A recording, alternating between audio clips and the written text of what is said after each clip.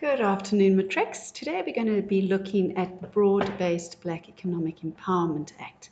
Quite an interesting act that has really changed from BEE, Black Economic Empowerment, to a broad-based Black Economic Empowerment. So let's have a look here. In the apartheid era, race was used really to restrict and control access to the economy by black people. And the consequence was such that wealth creation was given to a certain white group of people, and hence it restricted the economic development of the black communities. So when we look at the purpose of BBBEE, it really is to enable wealth to be spread more broadly across all population groups. It outlined areas that would give the government a platform for bringing equitable spread of wealth. It allows for the development of codes of good practice, and it aims at targeting inequality within the South African economy. So really it's about bringing the majority of the South African population into the mainstream economy, and it's to ensure that black people participate in the economy. So it really pushes the country's economic growth by increasing the number of black people that manage, own, and control the country's economy. And by doing all of this, it decreases the income inequalities amongst population groups. What's important with the BBBEE Act is that we now have 5 pillars, whereas previously there used to be 7. It's very important that you know these 5 pillars and that you understand what they stand for. I like to use an acronym because I think of it as the law. And I remember Moses, who had the commandments and he stood on top of the mountain. So I use the acronym MOSES. The M stands for management control. Okay? How much management control do black people have in the business? Who owns the business? That's ownership. Okay? Black ownership needs to be at least 51% if you even want to get any BBE score points. The S stands for socio-economic development. What is the business doing to help society and the environment in which it is working? The E stands for enterprise and supplier development. So in other words, is the business trying to grow and help other black empowered businesses to grow? And the last one is the skills development. And right now, there should be alarm bells going off in your head because we've already dealt with the Skills Development Act. So it's so important, and it shows you how these acts are actually interrelated. The Skills Development Act is about improving training so as to improve the productivity within our country, which then helps businesses grow and the economy grow. We now look at the effectiveness or the impact of the Broad-Based Black Economic Empowerment Act on businesses. I've only put 4 here, and a lot of textbooks will have a lot more, but if you know 4 and you know them well, you should be okay. So it encourages businesses to address the demands for redress or for equity. Okay, so it's really pushing businesses to make sure that they're being more equitable in the way that they are run and managed. It provides a variety of business codes to improve employment equity. A good BBBEE rating will improve the image of the business and also give him an opportunity to apply for tenders. It provides for human resource development through training and development. Remember, skills development is one of the 5 pillars, so naturally you're going to improve the workforce that you have. Let's look at the negative impact of broad-based black economic empowerment. Companies have to set up their organizational structure according to the pillars of the BBBEE scorecard if they want to have government contracts. So it's difficult for existing companies who already have structures to make those changes. And in some instances, the organizational structure of companies was not really a true reflection of what was happening in the businesses. So they were putting together these fake structures showing business managers who weren't really business managers, but just using their names so it looked like they were complying with the law. Investment and ownership issues can cause a lot of animosity between shareholders, and it can lead to corruption and jobs for friends if you are being forced to have a certain race group in management. What about the penalties for non-compliance? Let's have a look at those. So the first penalty is that businesses may face imprisonment for non-compliance and fronting practices. So you need to ask yourself, what does fronting mean? Well, fronting is the act of knowingly misrepresenting the BBBEE status. So in other words, stating that someone is the director when they are actually only working as a supervisor. So you knowingly misrepresent the true facts that are happening in your business. The penalty could be a fine of up to 10% of the company's turnover. So you would have to pay a fine if you are found to be fronting. The business can be banned from participating in government contracts and tenders for a period of 10 years if you are non-compliant.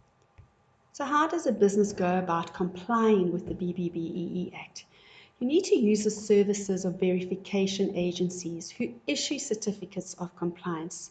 There's a lot of work that goes into scoring a business according to the BBBEE scorecard. You need to increase the number of black employees managing and also owning the business so that you can get more BBBEE points. You need to use suppliers who comply with the BBBEE standards. We used to supply textbooks to a school, and we got an email from them stating unless we had a BBBEE certificate stating our level, they were not going to buy from us because they really wanted to support this idea of growing the majority of our population's economic development. So businesses must appoint black people in managerial positions. Businesses must sell shares so that there's a sense of ownership to black employees or black people.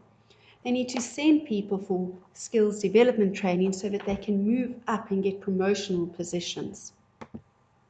What are seen as discriminatory actions according to the BBEE? First one is giving preferential procurement to businesses owned by certain racial groups. Organizing social responsibility programs for a specific cultural group in the community. And implementing enterprise and supply development programs that cater only for a specific gender or age group. Remember, discrimination is when you have a prejudice towards a certain group or gender or age. So whenever we're looking at discriminatory actions, you need to try and remember things about gender, age, culture, race. You may well be asked in an exam, what are the implications? Please don't get confused with the word, what is the impact or effectiveness when we talk about the implications of the BBEE pillars on businesses. So remember there are 5 pillars and I've written them out here. Let's look at the first one, management control. What is the implication of management control on businesses? So businesses must ensure that transformation is implemented at all levels of management. They need to appoint black people in senior executive positions to manage businesses. They need to involve black people in the decision-making processes. When we talk about ownership, businesses should include black people in shareholding, in partnerships, in franchises. EMEs, which are known as exempted micro enterprises, with an ownership of 50% or more of black people, are promoted to a level 3 of the BEE scorecard automatically. So there need to be more opportunities for black people to become business owners and entrepreneurs. If we look at skills development, what is the implication of this on the business? Businesses must engage black employees in skills development initiatives. They need to provide learnerships and learning programs to black employees. The business must also contribute 1% of their gross payroll to fund the skills development programs. And then if we move on to the enterprise and supplier development, often just abbreviated to ESD, businesses must create jobs. as enterprise and supply development promotes local manufacturing. So let's say you buy bolts from a certain company and you can see that this company is trying to grow. You need to help them in growing their business and bring in expertise from your side so that they can eventually stand on their own 2 feet. Businesses are encouraged to invest and support Black-owned SMMEs. The contribution can be monetary, such as loans, investments, or even donations, as well as just giving of your time and skills to assist. The last pillar is the socio-economic development pillar. Businesses should focus on critical areas which can affect the growth and development in communities where they operate, whether it's environmental awareness or education or housing or poverty and unemployment issues. They should distribute scarce CSI resources to selected beneficiaries in the community. And they need to plan and budget for these CSI projects that need to take place. The last thing I want to show you is the distinction between BEE and BBBEE. Now, this question is often asked in the final exam, so it's quite important to know the difference between them. And when we talk about distinction, you need to understand that we're distinguishing between the same thing. So if I had to distinguish between the color of my eyes and my husband's eyes, I'm distinguishing color of our eyes. Mine are brown, his are blue. So we're talking about the same thing, but we're showing how they are different. So with BEE, this was the first act that came out, okay? It wasn't enforced by law. It was just a policy put there to try and help businesses to try and promote Black economic empowerment. However, BBBEE is an act and it is enforced by law, okay? So government is tired of waiting around to see this change and this transformation, so now they've made it enforceable. BEE only benefited a few previously disadvantaged people in the economy. Okay, so people who were already well known within the corporate world were being asked to be silent directors, and they were earning lots and lots of money. But other people were still staying in the same socioeconomic level that they were. So BBBEE encourages a wider group of previously disadvantaged people, Black women, people who are physically challenged, youth, people in rural areas to participate in the economy. That's why it's broad-based. It wants to include more people.